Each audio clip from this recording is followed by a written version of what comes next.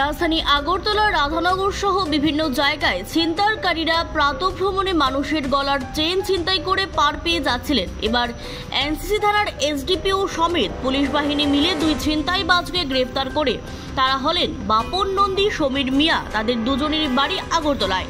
Police তাদেরকে গ্রেফতার করার পর বাপন নন্দীর বাড়ি থেকে 15 লক্ষ টাকার গলার চেইন উদ্ধার করে মঙ্গলবার পশ্চিম জেলার সুপার ডক্টর কিরণ কুমারকে সংবাদ মাধ্যমের মুখোমুখি হয়ে এই কথা জানান।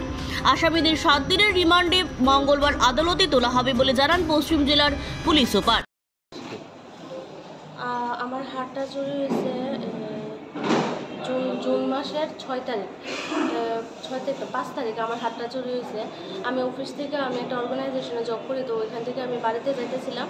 তো আমি প্রতিদিনই ওই জায়গাটা হাইটটা যাই আর কি। তো ওই জায়গাটা যাইতে সময় আমার বাড়ির পাশে, মানে বাড়ি থেকে একটু অনেক আগেই একটা মোড় আছে রাস্তার, ওইখান থেকে ইন্দ্রনগর কমলাকান্ত পাড়া রোড, ওইখান থেকে আমার হাতটা পিছন থেকে আসছে, এসে আমার হাতটার মধ্যে এরকমভাবে ঘাড়ের মধ্যে ধরছে, দিয়ে তারপর হাতটা টান দিয়ে তারপর নিয়ে চলে গেছে।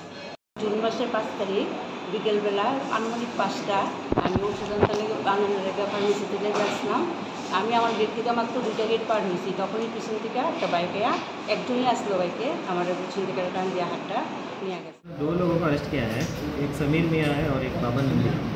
ये लोग बहुत दिनों से सिटी एरिया में चेन स्नैचिंग का इंसिडेंट्स कर रहे थे, तो एक स्पेशल टीम बना के हम लोगों ने उसको दोनों को पकड़ा है और उनके घर से 13 गोल्ड चेन मिला है और 2 सिटी गोल्ड और एक ग्लैमर बाइक, एक टूरिस्ट वॉच और एक ईयर रिंग पेयर।